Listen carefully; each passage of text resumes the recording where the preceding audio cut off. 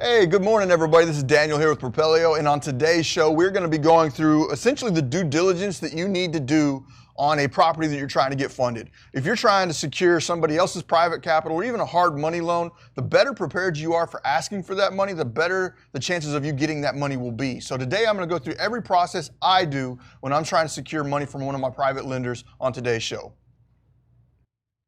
Propelio TV is sponsored by Noble Mortgage and Investments, Batch Skip Tracing, Think Multifamily, CreativeCashflow.com, and Life and Air.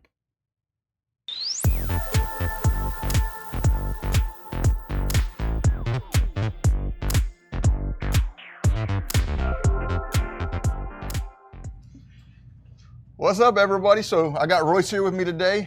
We were at the Rehab, I don't know, a month and a half ago, 2 months ago. How long was that? Like 2 or 3 months ago, I guess, man. It's been a while. 2 months ago. It's about time for another one. I'm ready. We're coming in next month. So we had a panel on stage about raising private capital, and you came up and you had some questions, and one of the things that got brought up was some Airbnb type of stuff.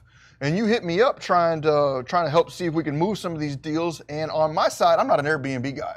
I can flat out tell everybody in the world I don't know a damn thing about Airbnb. But one of the things that you were looking at is the due diligence on them. Yeah. And since I really can't help you perform on that side, what I'm going to do from today's show is try and let you take a backdoor look at how I do my due diligence for a flip. Does that seem like a fair trade? Yeah, absolutely. I really appreciate it. I'm going to see if I can get Jason Bible or maybe Kristen Gerst to probably come in and fill in some of the Airbnb questions that you have. But if nothing else today, I'll show you what a due diligence pack looks like for a single family flip. So for everybody that's out there watching right now, I've got up here on screen a Excel spreadsheet that I have personally used for close to 6 or 7 years. I've been making tweaks to it over time, just trying to make this the right document for me. But what I have done with this document is secured, I don't know, probably anywhere from the short side of 2 to the high side of 5 million in private capital. I've had more than one private lender email me back and be like, man, that's the best due diligence I've ever seen on a property. It's like, do you mind if I keep a copy of your spreadsheet and share it with these other people that I'm loaning money to? And on my side, it's like, damn, I spent like 200 hours on that document. But at the other side, it's like, man, if it makes my hard money lenders or my private money lenders' life easier, then I might as well go ahead and spread the love for them. So this spreadsheet right here, I have probably got close to 200 hours tied up into. This is not just 200 hours of building it, which it is, but I've got probably 10 years of experience pushing back into it. My personal experience all boiled down into a spreadsheet. So it might not look like much to others, but I'm kind of proud of it. Yeah, I would be So, too. digging in on this real quick, I didn't have any properties available for us to go through and run some due diligence on, but I went through my email and just started looking for some email blasts from other flippers. And I came through and I pulled this property out right here. This one was being promoted by DeWitt & DeWitt. This was being pushed out about a month and a half ago. And it's 5805 Hillcroft Street in Dallas. It's a simple 322, 2,500 square foot or so. Looking through here, they're saying it needs some minor foundation work. Roof is 12 years old. Cosmetics needed throughout. If I scroll down, I see the kitchen here. It's a typical galley kitchen. It's got a little bit of an opening out to the living area. Bathrooms are definitely, the typical old tile, 1950s looking bathrooms. So this property needs a full remodel. They're saying that the estimated ARV on it's $290,000 and that the estimated repairs are $40,000. I'm going to go through from my own opinion. Now, I know that there are thousands of different ways to chop up a property. I'm going to do it the way I do it. Now, for me, some of the very first things I'm going to do before I ever even look at due diligence is I'm going to try and figure out what they're offering it at right now. So if we're looking at a $190,000 offer with a $290,000 ARV, what are they selling that for as far as like a percentage of value? So I'm just going to throw through and show you what I'm looking at as a remodeler whenever I start seeing these properties get pushed out. So if I open up my calculator and I say that the ARV truly is $290,000, and they're telling me that my all-in price based on their numbers is $230 because their asking price is $190 and their repairs are $40. So we're looking at $230. $290 times 0.83. So we're looking at $290 times 0.8. They're offering that flip at about 80 cents on the dollar. Does that make sense? Does everybody out there in YouTube land make sense of that? If they're trying to say that the ARV is $290,000 and that they're saying that the all-in price for the price and the repair, the purchase and repair will be $230, that's 80% of the retail value. That leaves me a 20% gross potential profit. But we all know that we have price for private capital. There should be some oopses going in there for the remodel. And we know that that's a pretty thin flip, especially at that price point. And we're going to start looking at the CMAs to see if their after repaired value is accurate. And I'm going to start plugging in some default repair numbers for me on my side. They're saying that the estimated repairs are $40,000. I know that I need a full kitchen remodel. I'm probably going to have to look at comps and see what the comps are saying, but I'm probably going to have to open up some walls to open that kitchen up. I've got this bathroom. We're talking about a complete remodel. Roof is 12 years old. If I'm doing a flip, depending upon the condition of that roof when I show up to it, it may need to be replaced as well. But let's just see what they're saying. Price per foot, they're saying that they're going to be able to remodel this house for. If they're saying that the square footage of the home, let's see if I got the square footage here. Where is that? 2450. 2450. So they're saying that the remodel is 40,000 square feet, or $40,000 divided by 2450. That's the square footage of the home. They're giving me $16 a foot to do a full remodel on that property. I personally think that's extremely light. That's me. I don't know, but you got a general contracting crew. What do you? I'd say about 25. That's where I'm at. On low end, just the regular upgrades to a house to make it to where it's. And that's kind of what I'm thinking right now. ARV. So right now, if I look at that, and let's say I go thin and I say $20 a foot for a base remodel on that, $24.50 times $20 a foot, I'm looking at a $50,000 remodel. So if I put a $50,000 remodel on that, that's not including air conditioning, that's not including foundation, that's not including roof. So let's say I have $49,000 as a base remodel, and then I add $5,000 for a roof, and I think that's probably going to be a little light. And then I add probably another $3,000 for foundation. That could also possibly be light. And then let's say the air conditioning systems, let's say I go ahead and throw that on there. Let me go ahead and back that up. We're looking at about a $60,000 remodel. So if I look at $190 as the purchase price, and then I add another $60,000 on top of that, plus $60,000 on top of that, I'm looking all in at $250. If I'm looking all in at $250 and my ARV is $290,000, and if I'm talking, just feel free to ask questions as I'm going through. $290,000 times 0.9, I'm almost looking at an 88% flip. $290,000 times 0.87, I'm looking at about an 87, 88 cent flip if I'm just doing some really fast desktop calculations. So for me, I would never look any further into this property, but what I'm going to do is break this property down for you today, show you what I would offer for it, why I'd offer that for it, and I'm going to go through and look at the comps.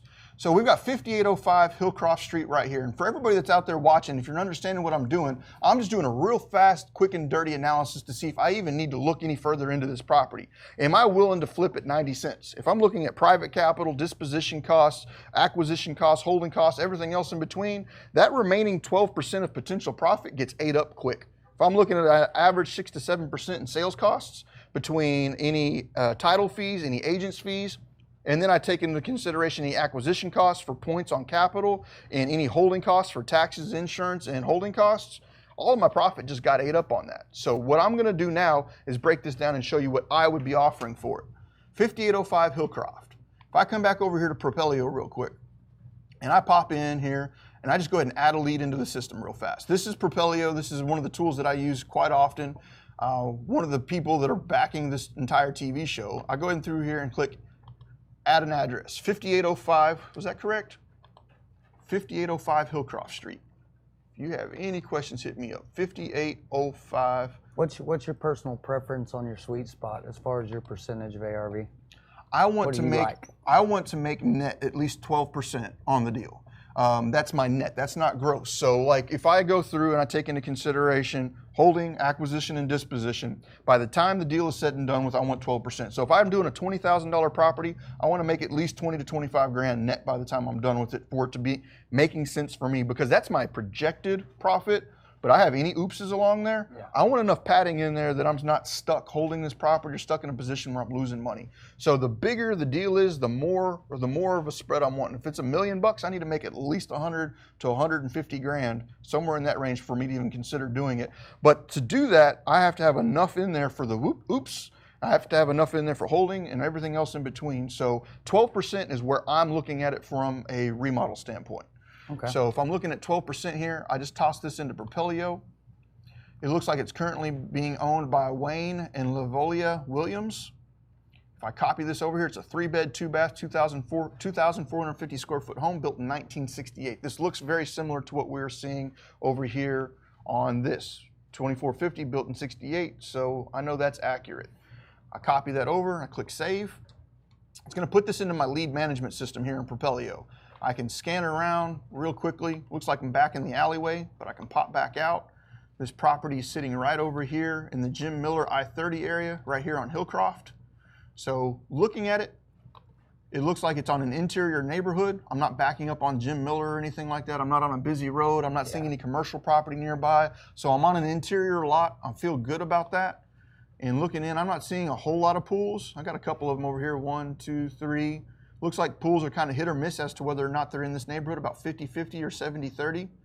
But I'm just really fast looking through and trying to decide whether or not there's anything that I can see from Google Images that are going to cause me problems. Am I backed up to an apartment complex, a landfill, sitting next to an oil change station? Am I on a busy street? If it's any of those things, I'm immediately going to start shutting down. It's like, this deal is risk. I don't like risks when I'm doing flips. But if I throw that in, I'm going to try and determine if their CMA was correct, if their after repaired value. What did they put their after repaired value at? 290,000? ARV 290,000. I come back over here. Let's see if Propelyo gives me an understanding of that. I come over here and click Run CMA.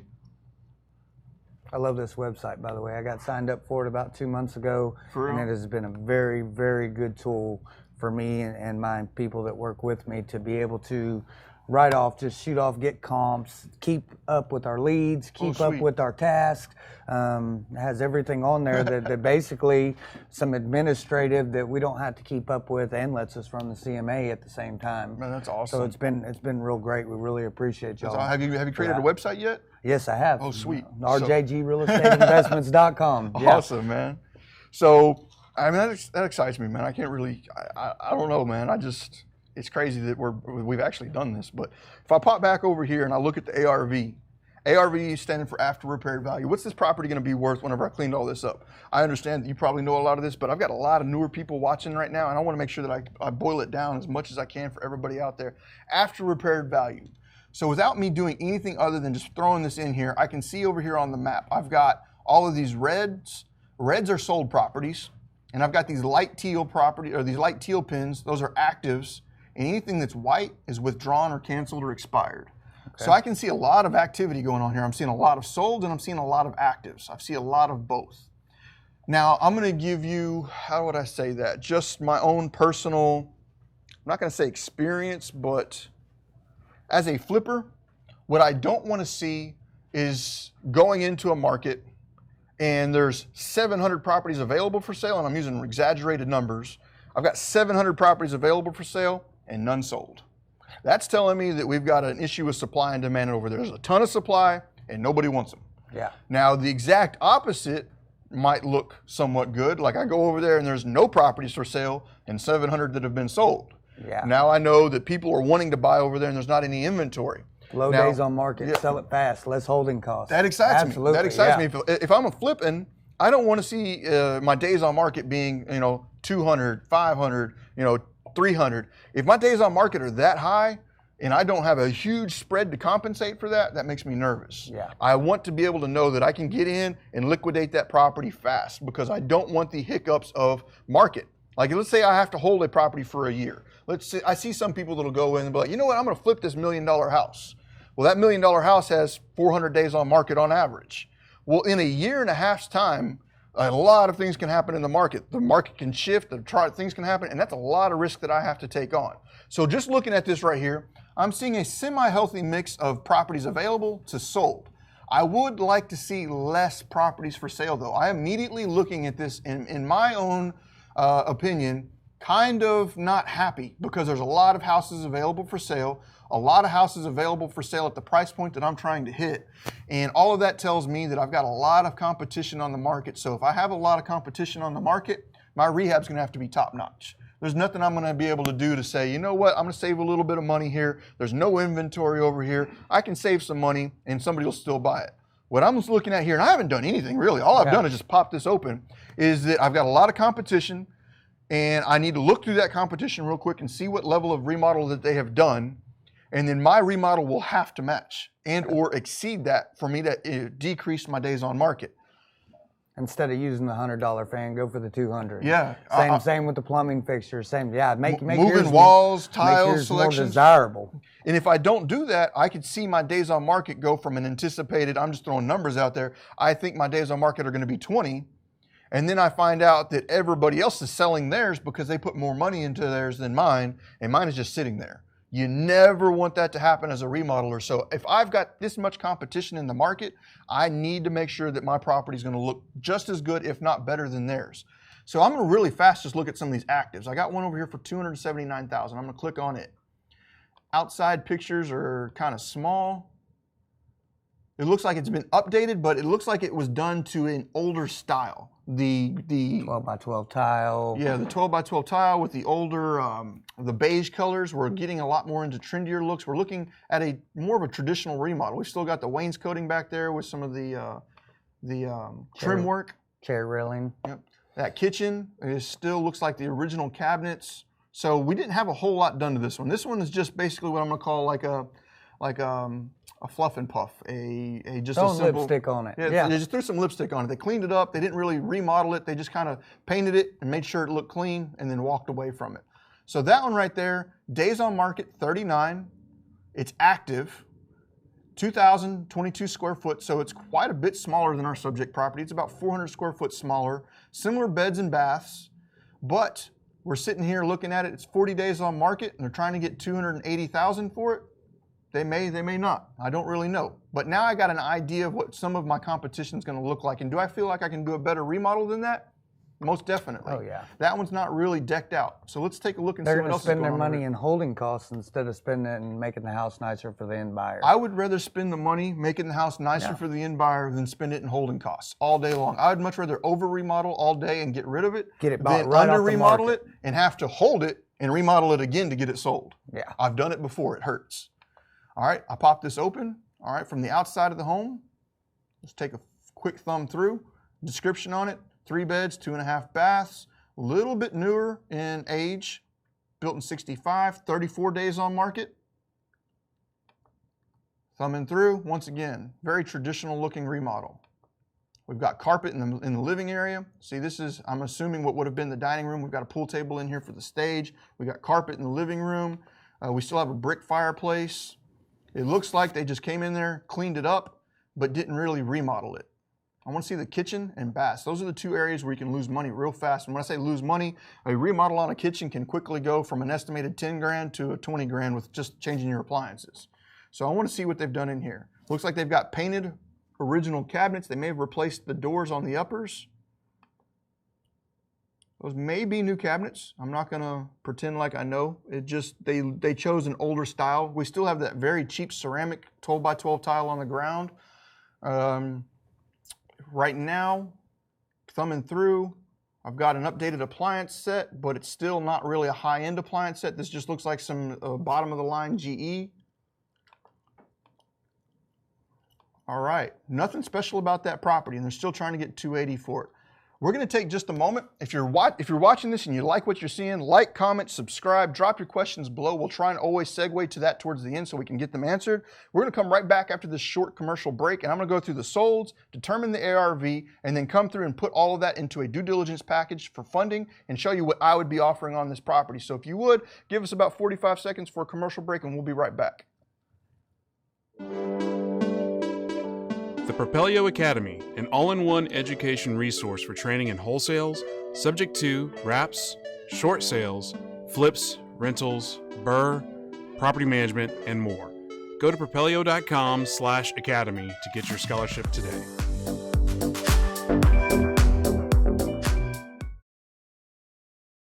Propelyo.com. What does Propelyo offer? Lead generating websites. Access to true MLS comps, off-market lead lists, and deal alerts. Get them all today at Propelyo.com.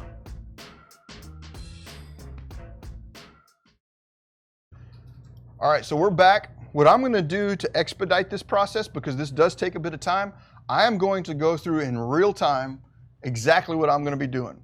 So up front, you got to see me open up the email. The email on my side tells me that that property is not a deal for me. It's not one I'd even consider. I wouldn't have made it past the email. But now that I have gone past the email, I'm going to show you my real quick, dirty desktop review of a CMA so that way you can see how I'm going to be looking at it. The email was already a no-go for me. But in the instance that email was you know what, this might be a deal for me, I'm going to show you step 2. So popping in here, I've already gone through a couple of these and I've verbalized what I'm looking at. Now I'm just going to start blowing through real quick and see what's going on. I got one over here for $250. Outside of the home looks like it's got some updated colors, probably an original roof. Inside is definitely updated. We can see that it's the light and bright that we're expecting, the grayish tones, neutrals coming through. We've opened up some walls. That kitchen is wide open. Bam, this property has been completely remodeled. That's all nice new cabinets staging too. Yeah, really nice staging. This home is kicking it, man. Yeah. So this is where my competition is going to be. And we're looking at $350 on the ARV. It's very similar in the square footage, but the days on market are close to 80, but they're asking $60,000 more for it than what our typical property in this area is going for. I'm not sure if they're going to be able to push it. Will they? I don't know. We'll have to see the comps to see if there's anything that's going to compare to that $350K asking price. But this home has been completely updated. That's a sexy looking home. I pop out of that one. I got another one over here for $250. I'm going to open it up real quick, see what's going on with it. I might need to zoom in a little bit more. Boom. All right, the outside of the property does not look like it's been updated. Going in, inside has got it cleaned up a little bit, but we still have those little pillars in the front door area. The front door looks original. We got carpet in the dining room. You know, some big no-nos that I'm looking at right here from a quality of a remodel standpoint.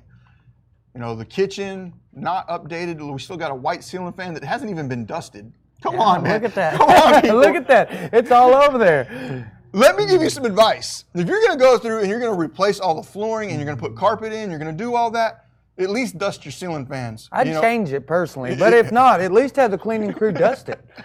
I would definitely have changed that ceiling fan, but if you couldn't have done that, at least dusted it. So coming through here, we've got the original cabinets, the original tile, and they're trying to pull $250 out of that with 52 days on market. I'm not liking the days on market over here at all. These are actives. Let me look at some solds. All right, now if I look at the solds, let me zoom back in here, come back. I'm gonna try and find some of the higher ticket solds. I got one for $265 a couple blocks away.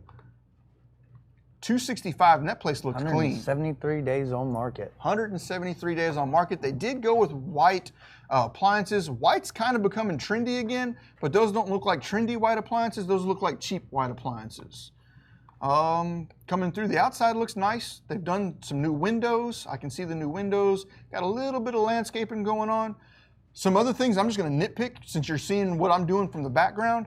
I hire a photographer. I expect that photographer to Photoshop grass in. In Texas, I don't know about other areas, you're allowed to Photoshop your pictures. And Photoshopping grass into your pictures, you're not allowed to Photoshop the house, you're not allowed to Photoshop things like that, but you are allowed to add in grass. I would have been mad at my photographer for not Photoshopping some grass onto that one. I seen some comps on the Lake yeah? Granbury, and the water in Lake Granbury is green. But whenever I was reviewing the pictures that they had on the MLS, it was the most beautiful, crystal clear blue water you've ever seen. The sky was as blue as it could be.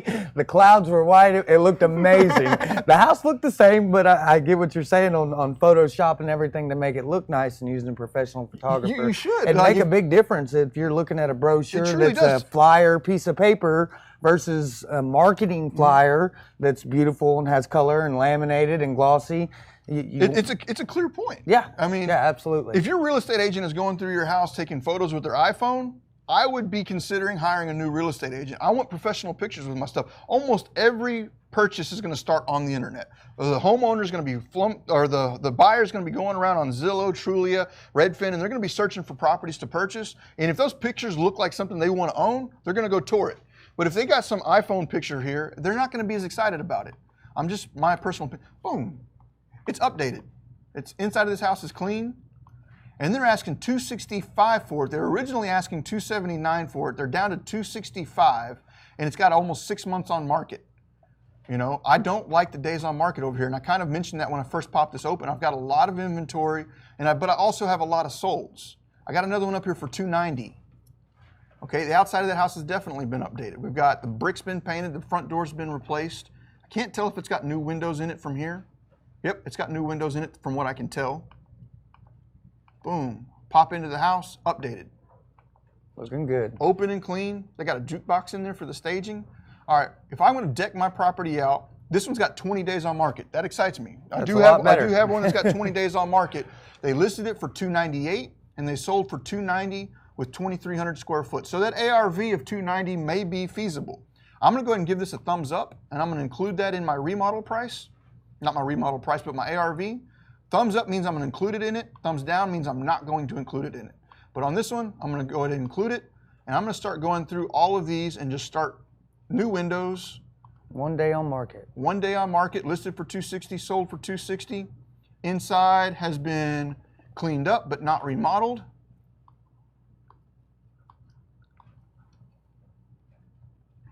Boom. How many square foot? 2,083. I don't consider that to be completely remodeled. It has been cleaned up. Still has 12 by 12 tile. It still has the doors without the panels in them, flat doors. Still got the original vanity in the bathroom. Yeah. It's not a complete remodel. That's 100% the original vanity, likely the original tile, and not updated whatsoever, really. Seemed like someone liked it. Yep. Had it sold before they had it on the market almost. So there's two different ways we can look at analyzing this deal. We can look at it from doing a full-blown remodel and pushing the top end of the market, or I can go through and look at it from a lipstick on a pig standpoint and just say, what is it going to take to just get this thing cleaned up and presentable, and then look at the costs to do the lipstick on a pig versus the complete remodel, and then see which one provides the best return. On this one, I got a lot of competition around, and a lot of the competition that I was seeing was the lipstick on a pig stuff. Yeah. And they weren't selling. Like if I look through these and I see them, that property is not selling. Like it's been on the market for 39 days. This one over here has been on the market for 34. I've got another one over here, 249. This one's been on the market for 52. And the inside remodels, they cleaned them up, but they haven't really done anything more than just threw some lipstick on a pig. Let me see this one over here for 309. This one over here for 309's got new windows on the outside. It's got some landscaping. Kitchen's been completely redone. Solid flooring. I don't like the color choices, but they have done more for the remodel. We got a barn door there. The bathroom looks like new vanity, looks like a marble shower. So they did do a complete remodel. I don't particularly care for the taste, but they did do a complete remodel. If they do a complete remodel, 93 days on market, and they're trying to get 309 for it. They're really trying to push that area, and I don't think the area is really accepting it. Okay, boom, just keep pulling through. Let me look at this other one up here that sold for 311. And I do have another one up here that sold for 355. Let's see what they're doing. Boom, just real fast. See, there we go. Those Photoshop pictures. There you go. There we go. Do you really think that front yard's that green? Probably not. But that skyline and that photo makes that picture just pop. And that's why we want professional photography when we list. We don't want to just go through there with an iPhone. We want the property to look solid whenever we show this property. Inside, completely redone, modern colors. Catch the kitchen. But guess what? This is not a $40,000 remodel. You're not going to get this property done like this for 40 grand. If we look at that kitchen, they've completely opened this up. See, if we look at here, the living room and the kitchen, wide open floor plan. We've got this header up here where there was likely a wall in the past separating this area from this area. They completely blew that wall out. I am going through here. This is a solid remodel. We've got an in the cabinet microwave down here. Looks like we've got an oven over here. We've got a cooktop over here, dishwasher behind, and that might even be wine bottle storage back there. So they've put some, yep, that's wine. So they put some more expensive appliances in here, and they've done a solid remodel on this property. If I go through there and I consider that a thumbs up, that solid remodel took 42 days to sell, but it did sell at far more than what we could possibly think of. Now, come back over here, not possibly think of, but it sold for a lot more than the pigs on a lipstick on a pig. Absolutely. I get so nervous when I'm on camera. I cannot stand being on camera. I pop this one open. Once again, Photoshop. Outside of the home, looking clean. They sold this one for $355,000. They listed it for $350,000, and they sold it in 9 days at 2,700 square foot. So this wholesaler's ARV may actually be a little thin, and they may be trying to calculate this from a lipstick on a pig standpoint. So that $40,000 remodel may have just been a paint and carpet and try and get out from under it kind of thing. But if I push through this one, wide open. that living room, kitchen, dining area, all wide open like they're trying to get the new properties to look. Boom, push through. If I consider that a comp, I want my deals to have conservative comps. That's what I'd rather somebody who sent me a deal, send me with the deal is some conservative comps. I don't want someone to make me feel like that their comps are always wrong, or else I won't want to do any business with them. I don't trust their comps. I won't want to trust their opinion on stuff. You get to a point where you just ignore it. Yeah. You just get to the point where you're ignoring it. Like if they're trying to constantly push properties out with insane ARVs that don't make any sense, you're going to just start ignoring their emails. But if I come through here, suggested ARV on this is $332,000 based upon the 3 or 4 properties that I selected. I selected these 3, and I'm just throwing through here real quick and just kind of hitting you with some of the things I'm seeing. All 3 of these, 3 beds, 4 beds, 3.5, 3 bath, 2.5 bath, 1960s build, similar square footage. This one's being the closest to it. Days on market, all kind of floating around. What am I looking at right now as far as how many baths does this one have? This one only has 2 baths. All of my comps have at least 1 extra bath, if not 2 extra baths. So that may hurt me on the remodel. I may have to see if there's an option for me to slide in another bath if I'm going to do a full remodel on this property. Just going through here, that's a reality that I might have to look at. So real fast, if I look, and let's say I don't want to be into a property for more than 76 cents. You know, all right now, if I'm flipping, this is me personally. This is all me. Every buyer has their own criteria. I don't want to be into it for more than 76, at most 78 cents on the dollar. So if I truly think I can get an ARV of 330, boom. And this is not a deal I would ever do just because I don't like the inventory in the area. I don't like the days on market. I don't like the inventory. If you cut those number of active properties available for sale in half, and you started showing me a little bit more sold, I might be willing to do something like this, but I'm telling you right now, this is not a deal I do because I don't like the inventory in the area. 330,000 times 0.7, I'm gonna go and give it 78 cents, would be $257,000 is what I'd be looking in, all in. All in 257. Now, what am I looking at for a remodel on that property? If we're looking at about $25 a foot, $25 a foot times 2,450 square feet, plus adding that bathroom. Adding that bathroom, let's say $8,000 to add the bathroom. And then I also look at the roof of being probably another $5,000. I'm gonna say my remodel's around 75,000. Some people watching right now might be screaming at me, dude, you're full of shit. There's no way it'll ever cost $75,000 to remodel that property. I can get it done for $10,000 all day long. Great, I get it. I don't have the $10,000 crews. The crews that I'm running, I'm looking at probably around $75,000 to get that property remodeled to the condition that it looks like one of these. Like if I look at this one right here, on the inside of this, where's the kitchen? Boom, they blowed out all the walls. The kitchen's somewhat open. This one may not be the best representative. Let me take a look at this one right here. This one right here. Exterior of the home's been painted. We got cedar shutters. We got a new roof. We've got some landscaping, and that kitchen's been blown wide open, brand new cabinets, all new flooring, hard flooring throughout, no carpet. I'm not getting that done for $10,000. I'm looking at, on my side, for a roof, HVAC system, windows, all new cabinets, all new flooring, opening up the walls, at least $75,000 on that. So if I think that I don't want to be into this for more than 78 cents on the dollar, I can't be into it for more than, let's see right here. Let's say the ARV on it's 330 times 0.78, which means I don't want to be into it for more than 260. And then I want to back out $75,000 in remodels, minus $75,000. My max offer on that would be about $182,000 for a flip if I was confident in my ability to sell it fast. Looking over there, I'm not seeing I don't have confidence in my ability to sell it extremely fast. But let me back all of this into that spreadsheet. That spreadsheet I was talking about earlier. I'm going to pull that up. I'm going to pull this in, and I'm going to run these two side by side. I'm going to go ahead and type in the address, and this is how I present it to my lenders. This is how I'm going to get the money for my properties. All right, I'm going to pull these up side by side. Address, 5805 Hillcroft. Okay, let me go ahead and unlock this sheet. Address, 5805 Hillcroft. 5805.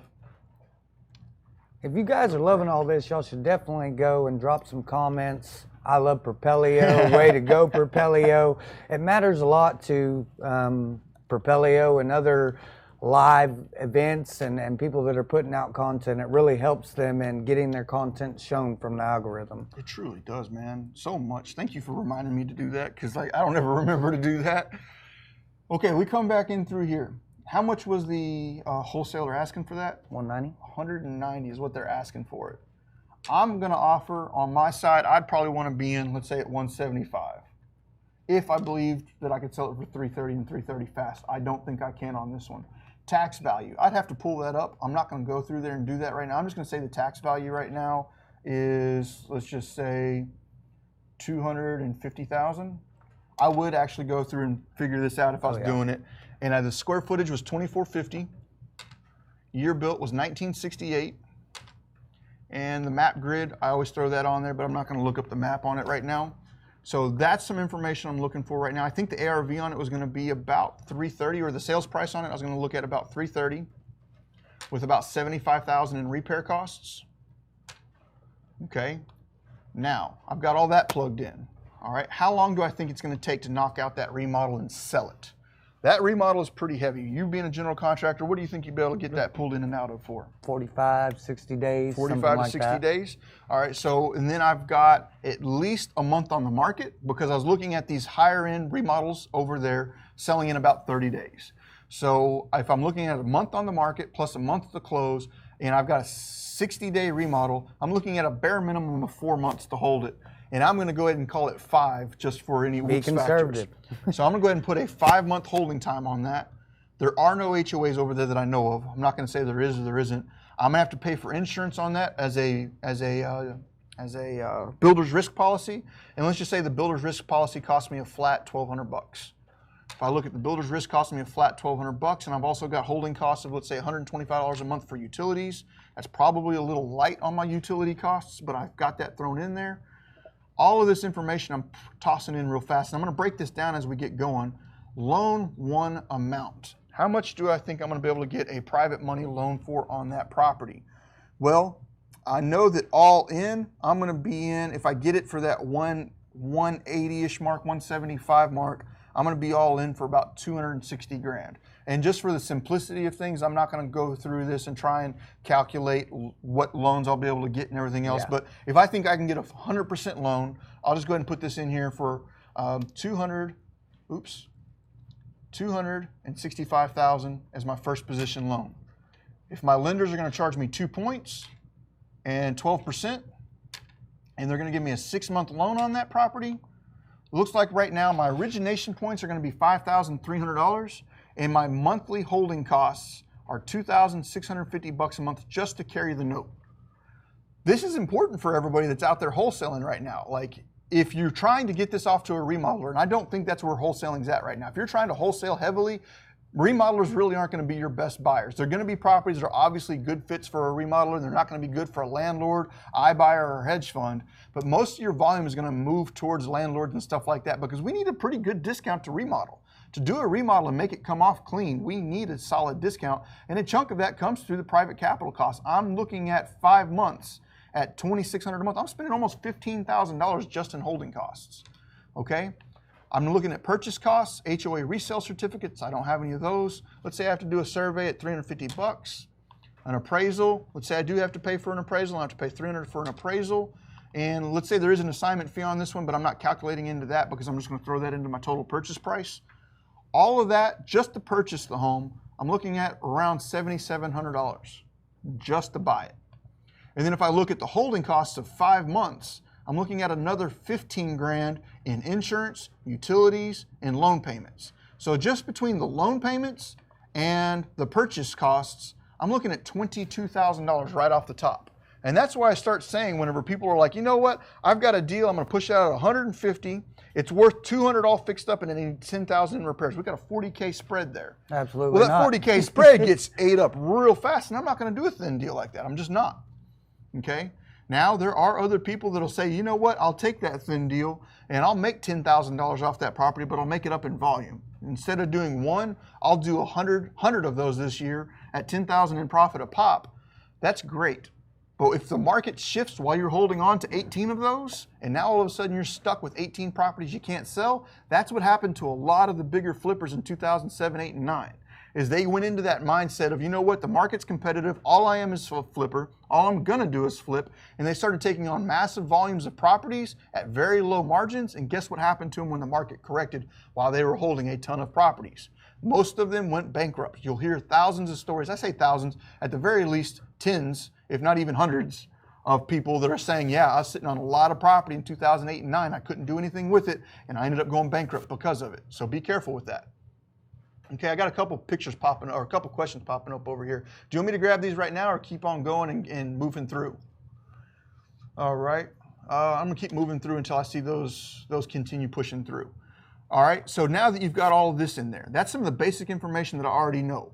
Here's the comps, because remember, I'm doing all of this for my lender. I want my lender to be able to run through all the due diligence that I just did without me having to explain any of it to them. I want them to have all the information that they could possibly need right here in front of them. So what I'm going to now do is I've gone through and I've picked out 3 properties that I think substantially qualify my sales price. Address number 1, 5240 Banting Way. I'm going to toss that in real quick. 5240 Banting, oops, I'm in the wrong cell. Boom, come over here. 5240 Banting Way. These are all in Dallas.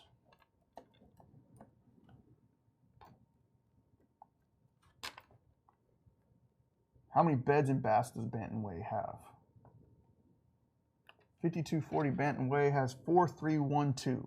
4 beds, 3 baths, 2-car garage. And how many square foot one was that one?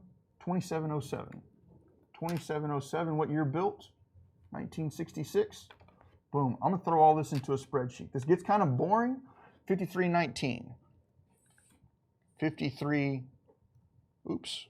This is kind of exciting. Is it? Yeah, Okay. boring is sitting down at the desk for an hour, 2 hours, and putting all this into a spreadsheet by yourself that doesn't have the calculations in it, getting all of it ready for the lender. That's boring.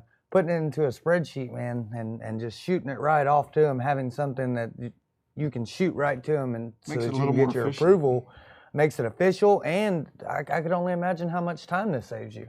Yeah, this right here has made, like, people don't understand when I say this has made me a lot of money. This spreadsheet has made me a lot of money because it's this spreadsheet that I use to get my money.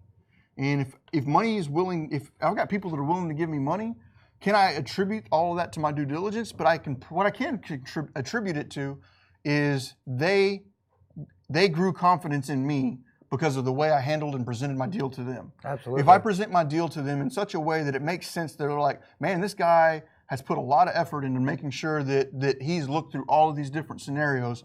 That is the sole purpose of this spreadsheet. I already know everything on this, but my hard money lender, my private lender, they don't know all of this. So I want to give it all to them so that way within a few minutes of them looking at the spreadsheet, they can be like, okay, I want to fund that deal.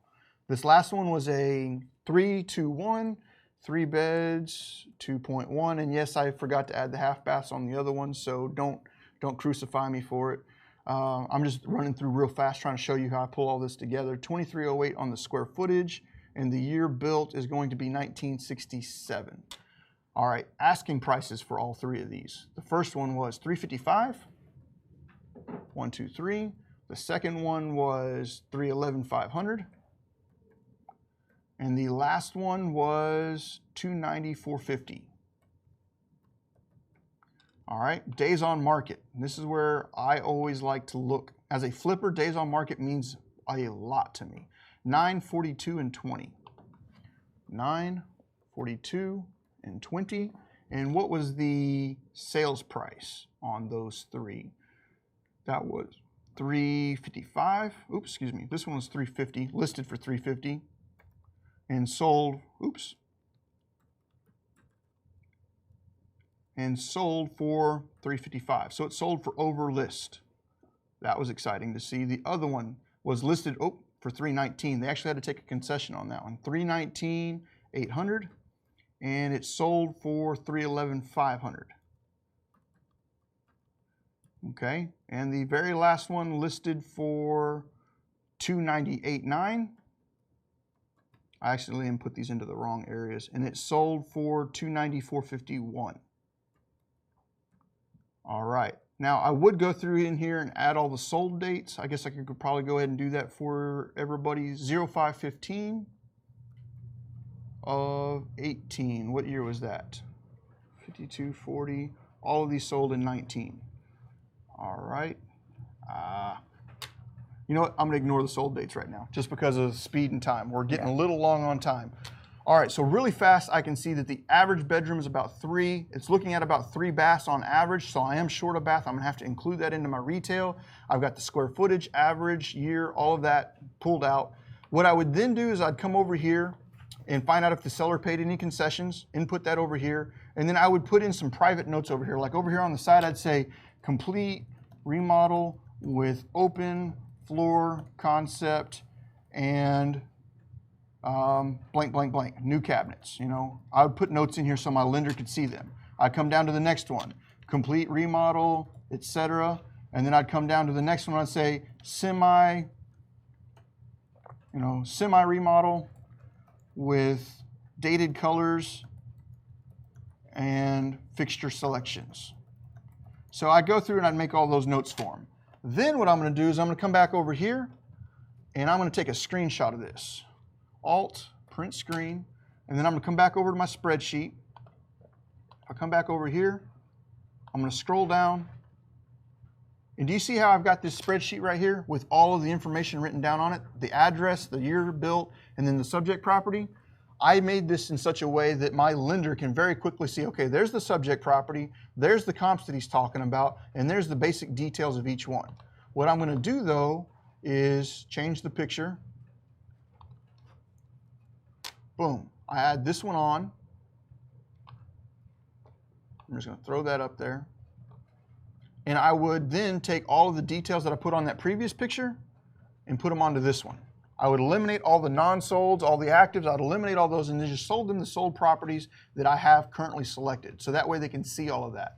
Now that I've got all of that input, we are looking at right now, if the ARV is coming in, I need to add some properties in here because of the way the spreadsheet's built. I'm just going to go ahead and throw this in.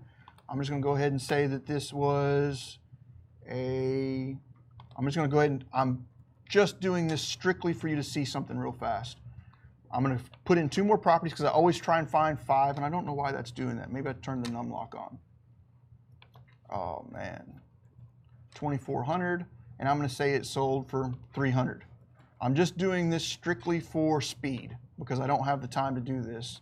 2,400, and I'm going to say that this one sold for 310, and this one right here sold for 300. I'm just faking this real quick so you can see how everything looks. So I've got one comp at $150 a foot, and everything else is sitting around 120 to 130 a foot with the way I've created this. Up here, it's going to show my offer percentage at ARV, list price per square foot, list as percentage of tax, wholesale as percentage of an ARV, offer price per square foot is 71, rehab price per square foot is about 30 bucks a foot, and it's showing my wholesale price per square foot at about 70 bucks. These are all just information that I'm throwing out there. God, I feel like I'm talking too fast. I hate being on camera. I absolutely hate being on camera. But I'm going to come back over here and I'm going to start looking through all of this. Okay, if my CMA retail value says I could probably sell it for about $324,000. In fact, let's go ahead and take a minor break. Let's go to a commercial break so I can catch up on my breath because I feel like I'm going to pass out up here. And when we come back, I'm going to finish up with this spreadsheet. And I'm going to show you there's about 6 tabs across the bottom of this spreadsheet. I'm going to show you how I use each and every one of those tabs, as well as how I present it to my private money at the end to get funded right after this short commercial break. The Propelyo Academy, an all-in-one education resource for training in wholesales, subject to wraps, short sales, flips, rentals, BRRRR, property management, and more. Go to propelyo.com/academy to get your scholarship today.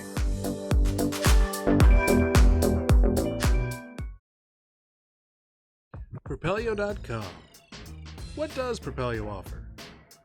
Lead generating websites, access to true MLS comps, off-market lead lists, and deal alerts. Get them all today at propelyo.com.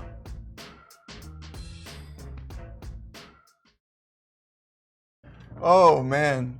For those that are out there watching, y'all have no clue at all how freaked out I get being up here on camera, man. It truly takes a considerable amount of brain power for me to get up here and do something. All of that to be said, I want to give a huge shout out to my daughters and my wife for watching. Tyler, Zyla, and Miranda. I love each and every one of y'all. Y'all are what gives me the drive to keep going. You have anybody you'd like to give a big shout out to before we go? All the people that I sent something out to that are watching, I really appreciate it. Thanks for the support. I want to give a big shout out to my daughter, Brianna. I love you, baby. I'll be home soon. So much love, man. I appreciate y'all for coming in. We've got a bunch of questions coming in. I had a lot of y'all asking to see if y'all can get a copy of this spreadsheet. We threw a link down there in the comments. Take a look at that link. You can download it from there when this show's over. Just get in there, hop on, you'll get an access to the spreadsheet. Let me finish going through this though, okay? So right now, it's looking like if I'm looking to be at 70% minus repair, my offer should be around 150-ish. But if I'm willing to take it at 70 cents on the dollar, my offer should be up closer to the 168 mark. Now, this might be a little confusing to you. Okay, this might be a little confusing to you. So if I look at the sales price at $330,000, rehab cost is $7,500, $7,700 in purchase costs, $15,000 in holding costs, and then I come back over here and I toss in let's say 7% in resale fees, 6% for an agent, 1% in title fees. We're looking at about a net profit of about 35 grand on this property if I was able to get it at 175. Okay? I'm good with that. And if we're looking at a 300K resale, remember earlier I was saying I'm good at making 12% on my money? Yeah. Oh yeah. I'm good at this property if I could get it at about 175 and I had less competition on the market. I don't like all those active properties over there, but they're putting it out at 190. If I could pull it down at 175 and I didn't have as much competition on the market, I wouldn't feel bad taking that deal down because my anticipated profit is right at about 12% of the total resale. Remember, we're thinking the ARV on it being about 300 to 330-ish. Well, that right there says my net profit should be around 10 to 12% of that. I'm good with that. That deal is a deal I would do all day long if I didn't have so much volume on the market already. Now, that is my anticipated scenario. I always like to run my due diligence on a deal in 3 different ways, so that way when I'm on the phone with the lender, I can express to that lender that I'm not going for pie in the sky. This is what I think will happen. I think I'm going to turn around and sell it. And honestly, if I was doing my worst case scenario, or not my worst case scenario, my anticipated scenario, I'd go at that 315 to 320 mark. Boom, that's going to change me up a little bit. That's going to take my net profit down to about 20 grand. So really, I would want my offer a little bit less than that. But if we're buying from wholesalers in this market right now, we're not going to stay very active as flippers because wholesalers have realized that we've got a lot of uneducated buyers in the market that are willing to take extremely slim margins for the opportunity to make 10 grand on the backside. Yeah. I'm not going to take the risk on this deal to make 10 grand. I'm not. Okay? So that's the anticipated scenario. I would not do that deal with that. I'd need my number down at the 165 range for me to pull that off. I always run my anticipated scenario with a probable holding time. 5 months seems like a probable holding time on this if I really knock the remodel out. And then $75,000 seems like a fair remodel budget. So I'm not really hiding anything. Does that make sense? I'm giving it some fair numbers. And at 30 grand, I'd be willing to knock that deal down. But I also need to run my deal from best case scenario, worst case scenario, and anticipated scenario. And I always do all 3 because we can't control everything. There's always going to be things that are going to be outside of our control. So if I come back over here to the best case scenario, I'm now going to copy all of the stuff over from the first page, automatically populate it, and then I'm going to start saying best case scenario, that's still a 5-month hold. I'm probably not going to change my 5-month hold at all on that because that's 5 months pretty solid there. But let's say I'm able to work with a real estate agent that gives me a discount on the listing or something like that, and I'm able to shave 2% off of that resale. What if the rehab comes in a little bit lighter, and let's say I'm able to get it done for $68,000? And what if the sales price really does push where I think it could possibly go, and I get it up to that 330 range? Now, are you sending all of these to your lender, or are you just sending the median? You sending the best case, send all worst of it. case? Because send all 3 of them. Because I want my lender to be able to say, okay, this is what he thinks is going to happen. This is the best case scenario that he thinks can happen, and this is the worst case scenario, because I always want the lender to see the worst case scenario, because I want that lender to understand the risks involved with this property. I don't want them to just say, well, Daniel said that it's going to do this. I would much rather it be worst case, best case, and anticipated. And I show them the worst case scenario so the lender can say, well, let's see what happens if we end up having to hold this property for 8 months. Let's say that the remodel ends up taking $95,000, and let's say the resale on it's only $300. Okay, what's this deal going to look like? So with this best case scenario, I've gone through and I've said, you know what, I am able to sell it for $330. I'm able to knock the remodel down and control it to the $68,000 mark, and I'm able to get a real estate agent to knock it out for me for a discounted listing. The whole time's still going to be the same. My loan terms are all still going to be the same. Pulling all of that through, my anticipated profit on that deal now on my best case scenario goes up to 60 grand. If you see that 60 grand right there compared to my anticipated, what changed? That's almost $27,000 in additional profit. Well, I knocked 2% off here, I knocked 7,000 off here, and I added 15 grand there. Do I truly think that property could sell for $330 at 2,500 square foot? There is a possibility of it. I'm not going to bank on it though. I don't want to. I would much rather list it at like that $320 and get it sold in a month versus list it for $330 and it take 3 months. Because my holding costs are $2,500 a month, $3,000 a month. So that extra money that I sold it for didn't really make me any profit. All it really did is increase my holding costs. All right, so I've got my anticipated scenario, my best case scenario, and now let's take a look at the worst case scenario. This is where I make my go, no go decisions from. Everything I base my decision on comes from this page. I don't care about the anticipated scenario. I don't care about the best case scenario. I want to know what's the worst case scenario, because if this shit goes downhill, who's going to have to pay for it? Me. Yeah. So this is the page that I always pay the most attention to. I'm going to copy all the data over here, and let's say this does take me 8 months to get this thing turned. Let's even say it takes me 9 months because the days on market go wild. 9 months of holding on that property is $27,000. That is a lot of money. If you are a remodeler, you're a new remodeler, and you're going out here and you're hitting these remodels, your price per day to hold that property should be in the back of your mind at all times. Because if I start going out and I'm looking at bids like, all right, Company A is going to cost $2,000 to demo the property. Company B is going to cost me $3,000 to demo the property. Well, that Company B costs an extra $1,000, and I don't like that. But Company B schedule is 2.5 weeks out. Company B cannot do it for 2.5 weeks, so my property's sitting for 2.5 weeks not remodeled. If you look at it that way, Company A is cheaper. Company A may have cost you $1,000 more, but if I have to hold 2.5 weeks of holding time, I paid more money. So you always need to know what your cost per day to hold a property is going to be when you're flipping. 9 months hold time. Let's say the remodel cost me quite a bit more than I anticipated. Let's say it ended up costing me $90,000 versus $75,000, and that is very possible. Things can happen and things get way out of control real fast, especially if you're a new remodeler and you're not used to controlling subs, you're not used to controlling contracts, you're not used to controlling your timeline. This is the kind of things that start happening to you when you don't have experience. Get hit with those change orders. Yeah, they'll hurt you. You need the experience in here. Yeah, absolutely. Okay. I would agree with that. I don't really anticipate that I'm gonna have to pay anything extra to sell it.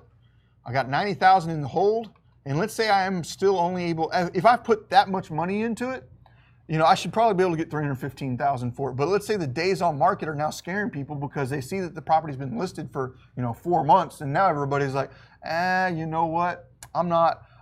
There's something wrong with that property. I'm not interested anymore. The sentiment in the market does start to happen like that whenever your property sits on the market for a long time and everything else is around it selling it. The initial thoughts are going to be, what's wrong with the house? Oh yeah. What's wrong with the house? So I have to start adjusting for that. And let's say I have to sell that thing for $305,000, even with the $90,000 remodel in it. These are just some stuff. My worst case scenario now says that I just lost $5,000, $6,000. Ooh-wee. Now, this is where I start making my go, no go decisions. Is my anticipated scenario of a potential $30,000 profit, and I always run my anticipated scenario on I feel comfortable that that's very probable. This isn't like maybe. I feel pretty damn good that I can make that happen. Okay, I feel pretty confident I can make a $30,000 profit on that one. Now, this is with the caveat of me saying I don't like the amount of inventory in that neighborhood. With the amount of inventory in that neighborhood, I would not be doing this property. But on my best case scenario, I could possibly pull down 60. Not probable, possible, but not probable. And then my worst case scenario is, you know what? I have to sell this thing for $305, which seems doable, with a $90,000 remodel and 7% in sales costs, and that is purchasing it for $25,000 less than what they were listing it for. Worst case scenario is I'm going to lose 5 to 10 grand. So I have to weigh that. I could potentially make 30 to 50, or I could lose 5 to 10. That is just a personal decision. And if I'm talking to my private lender and they're looking at this worst case scenario says, you know what, you might lose 5 grand, I'll be like, yep, and I've already baked that in. I'm comfortable with losing the 5 grand. If worst case scenario hits, I'm liquid. I got the 5 grand to cover that loss. I'm good. I'm going to take the gamble that I'm going to make 30 grand. Worst case scenario is I lose 5 to 10. I'm good with that. And my lenders are like, okay, this guy's looked through every possible scenario. He's looked through and saw what's going to happen. If his remodel goes over, it takes him longer to sell it than what he anticipates. It's going to sell for less than what he anticipates, because let's say that part of that 9 months was me trying to get $320,000 for the property and no one's buying it. And then I have to drop the price and drop the price and drop the price, and then I finally get it sold at $305. That's how I present this conversation to my private money. Okay? So now you can go through here and see what my anticipated scenario is, my best case scenario, worst case scenario, and then I also show my lenders how I'm going to control the project. I've got a contractor draw sheet over here. Okay? Over here I can show you what my budget is for my fence, my flower beds, engineers reports, piers, driveways, walk repair, brick repair, roof, paint. All of that is itemized out throughout this. And I put my budget on the paper right there for them. Then I can go through and I can show them at any point in time, it's like, okay, I've already been given a draw on the fence and I've got X amount of remaining funds, or I did the full payment for the fence. And they can see how far along the project is and how much it's completed. This makes it very easy when my private money's working for me to say, hey, can you give me an update on that project real quick? I'll go to the property, I'll walk it with the video, show them each and every room, what's been done, what's planned to be done, what's going on in the next sprint, and then I can send them a copy of the spreadsheet so they can see where the funds have gone and how all of this has worked. I have never used hard money. I've used nothing but private money my entire life. Outside of 2 conventional loans, 100% of all my acquisitions have been done through private money. This is how I manage all of my deals. This right here. So if a contractor comes in and they've got a 5-week project that they're doing for you, you'll give them draws weekly, bi-weekly, whatever they want, and just mark it in there. And whenever you're giving those draws, do you make sure that you're giving 25% of the money and 25% of the project's complete before you release the 25% of the money, or you give a down payment and then a little bit of money? What I kind of look at with my general contracting crews, I general contract and then I sub everything out. I don't hire general contractors as a remodeler myself. That's not how I suggest everyone else do it. That's how I do it. But as me GCing the property, I have all of my subs, and let's say I have a sub coming in to do a fence, and that fence is going to cost me $6 grand. Well, up front, when material's delivered on site, they get a draw right then and there. And then from there, depending on how big the job is, if it's like a 5K job, I'll give you a draw when the material shows up, and I'll give you the rest whenever it's done. That fence shouldn't take 4 weeks, 5 weeks to do. You don't need much more than that. So if it's a fencing contractor, I'll give you X amount of draw when the material's on site, and I'll give you the remainder of it when it's done. That fence should be done in 3 days. It shouldn't take any more than 3 days at max. So I don't see any reason to give a draw.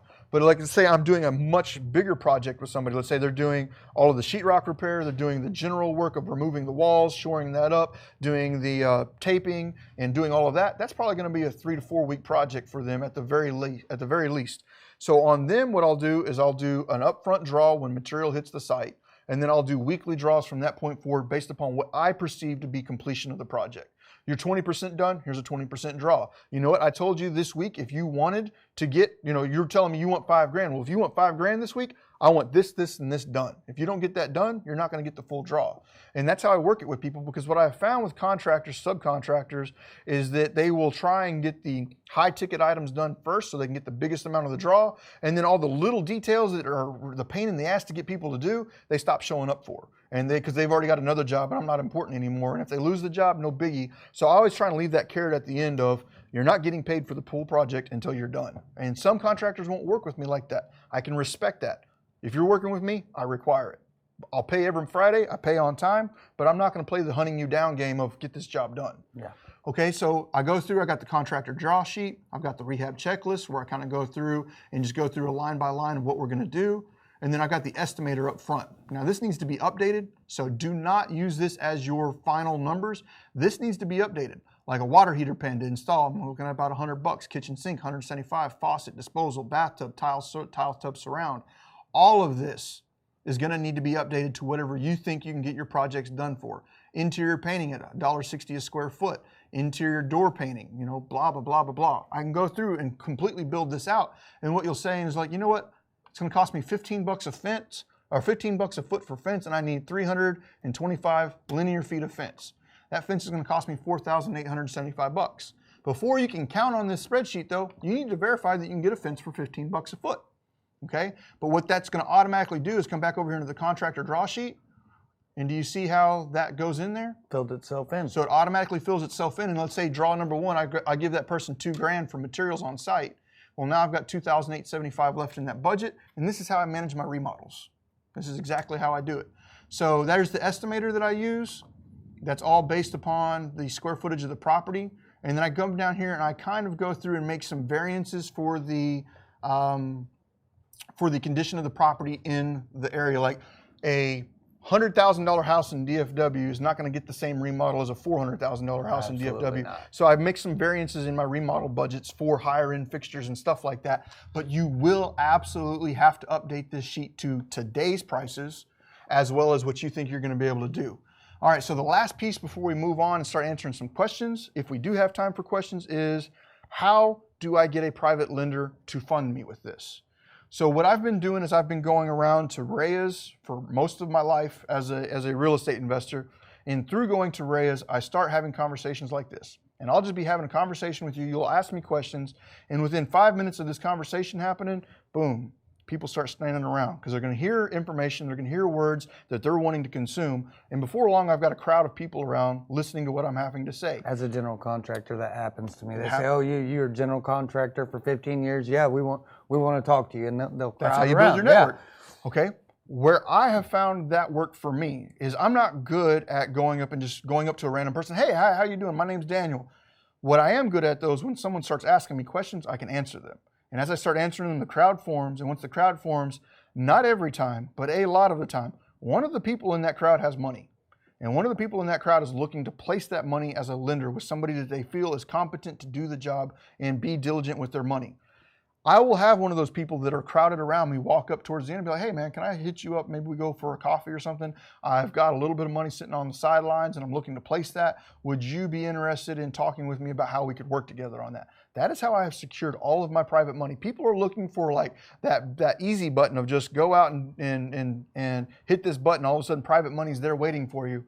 That was my easy button. That was exactly how I did it. Can you do it the same way? I don't know. But doing that, I would then collect their information, their emails, phone numbers, text message.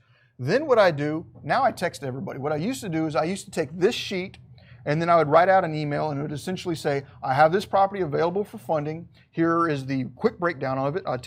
Here's the ARV, here's my anticipated profit, here's the anticipated turn, and here's what I'm willing to do with you." And I email that out to all of them at the exact same time. And I say, "What terms will you give me?" So if I email that out to 30 potential private lenders and they email me back and they're like, one of them's like, "You know what, I want 4 points on my money and 20%. I'm not going to use that guy. I'm not going to use that guy. I get somebody else that comes back and they're like, "You know what, I'll give you 3 points and 15%. Maybe. But then I get somebody else come back and be like, "I'll give you 1 point and 8%. Boom, deal. Yeah.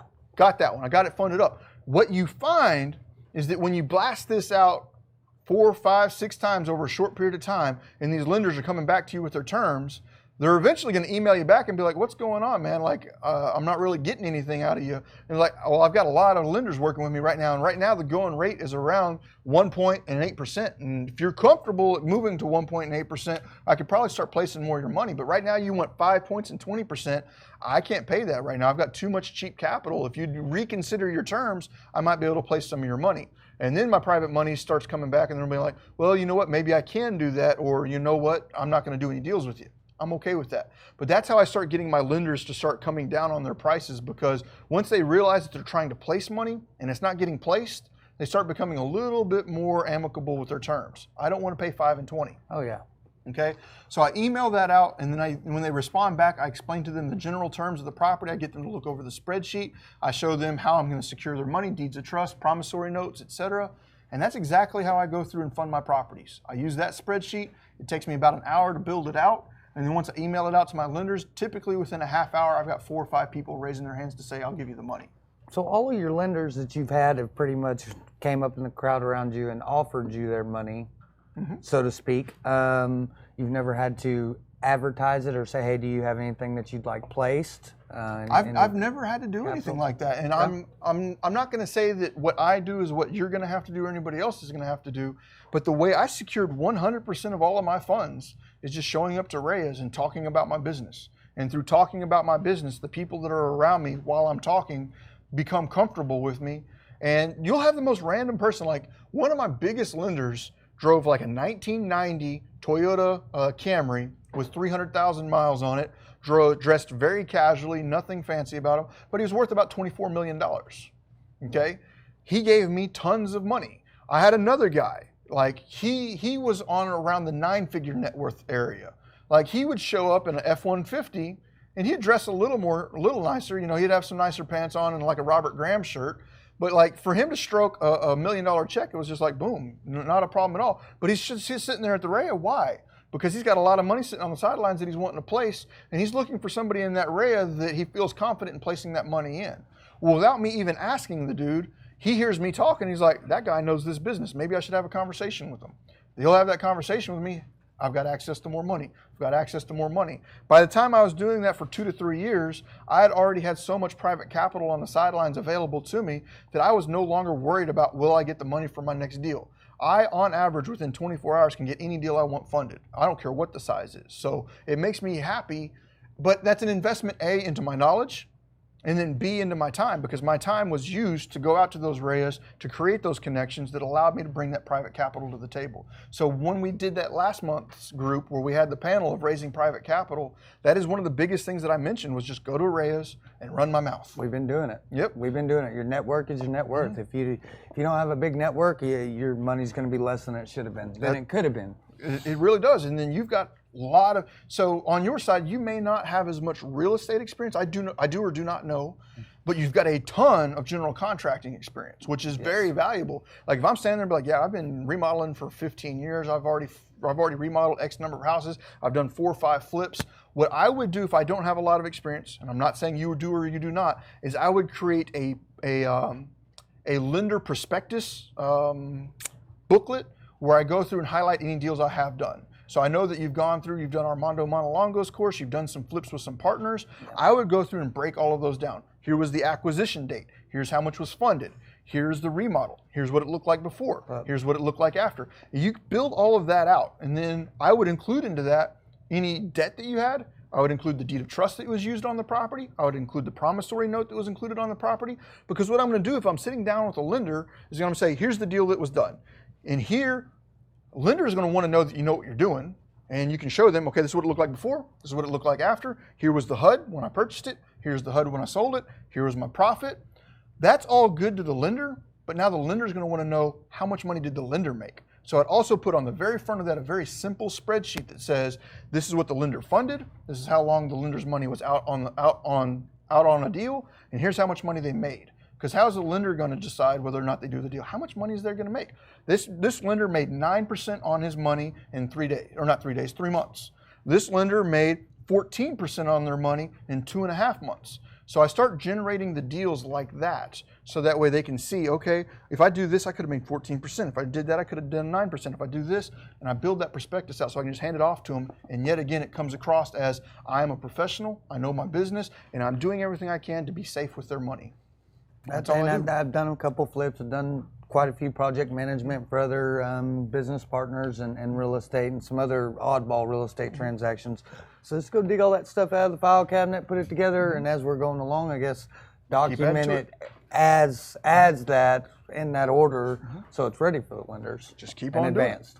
And then if you go through and you do that, another segue to increasing that deal flow for you is to start sponsoring a REA. Get yourself a table. Now you're just sitting down with your table, you've got your prospectus things where you're like, here's the last 14 properties that I've done, and here is a sign-up sheet. It's like, if you would like to A, sell me properties, B, partner with me on properties, or D, loan money to me on properties, put your information down right here and I'll get back in contact with you. It speeds up your ability to get these things done, because if wholesalers can see that you're closing and you're doing deals, they'll add you to their buyers list and you'll start being able to get a bigger deal flow. And then if you also tell that wholesaler, hey, you bring a solid deal to the table, I've got the contracting experience and I've got the access to the private capital because you've built that network out. I'll partner with you on it for bringing me the deal, and I'll guarantee you a minimum of X, and we'll split anything above and beyond that over 50-50, 70-30, 20-40, however you want to do it.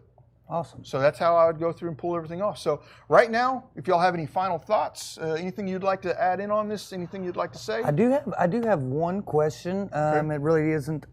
It sort of has to do with deal analyzing. How are you getting your market analyzation? Let's say you're going to hold this for 9 months, 10 months, and you know that you're holding it for 10 months. I know you don't like to do that specifically from what you just told me, but if you were going to do it, how would you go and get your information? What's going to be 9 months out? That's not possible. There's no way. There's no way for me to know what's going to happen in 9 months. Like there's always the ability to speculate. Yeah. There's always the ability to say, you know what, I think it's going to continue going strong. But I can also come in and say, I think it's going south. I do not have any control over that. So there's no website or anything that is good info that maybe in 3 months the market's going to be going up 20%. Or it's all speculative. All speculative. All speculative. And I try not to base anything on that. What I do to shore up my concerns, like there are projects where I've had to hold them on to them for a year because the remodel was that big. It's a $700,000 remodel. It's a big remodel. I have to mitigate my risks by understanding alternate exit strategies. I'm not going to run my due diligence on that strictly as a flip. I look at it as, let's say the market does shift in a year. What alternate exit strategies do I have to get myself out from under this deal? So in the event that the market does shift south, can I alter my strategy instead of it being a fix and flip? Since let's talk about that one property. It's a $1.5 million property when it's all said and done. I got a $700,000 remodel and about $400,000 in acquisitions, $400,000 in gross profit on the back end of it. That's a solid deal, but I'm at risk to the market. So what alternate exit strategies could I employ if the market shifts in that time? It's a huge house. It's got a lot of bathrooms. It's got a lot of bedrooms, and it's a very desirable neighborhood. Could I turn it into an assisted living center? Well, if I didn't want to up front, but in the event that the market goes south and I have to hold on to this for a while, what's my best use for this property to where I can still cash flow it and I still provide the returns to my lender and I end up in a situation where I'm not bailing on this and losing a ton of money? Well, I could easily turn this into an assisted living center, throw in seven occupants that are paying on average $5,000 to $6,000 a month to live there. 7 times $5,000, $35,000 a month coming in off this. My holding costs are $14,000 a month. Now I'm cash flowing 20 grand. What other alternate strategies could I have? Boom, boom, boom. And I make sure that I have at least 2 alternate strategies that I can walk from the property on if I'm going to be exposed to the market for that long. Okay. Does that make sense? Yeah, that makes sense. A lot of sense. The flip I'm fixing to close on is probably going to be closing in December. Okay. That's why I asked that. I know December's not a good month to sell with Christmas and everything going on. So always think through what alternate strategies could you employ to make this property cash flow while you're holding on to it in the event that you're unable to sell it. Can I turn it into a rental? Does it make sense as a rental? Can I turn it into a halfway house? Does it make sense there? Can I turn it into an assisted living center? Does it make sense? Can I turn it into blank, blank, blank, Airbnb, whatever, what can I do to this property in the event that I have to hold it? Will it still cash flow for me? And that's how I do all of my due diligence. So for everybody that's watching right now, I know this show has gone considerably longer. We will answer any of the questions you have in the comments below. We're not going to be able to do those live today, but if you do have questions, drop them in below. I'm going to spend the next hour after this going back through and answering your questions. I hope you enjoyed today's show. I know it was a little long. I got a little squirrel brain and bounced around a lot there, but I appreciate you tuning in. Thank you for showing up, Royce, man. Thank you. Much appreciated. I appreciate everybody for watching, and have a great day. Propelio TV is sponsored by Noble Mortgage and Investments, Batch Tracing, Think Multifamily, CreativeCashflow.com, and Lifeiner.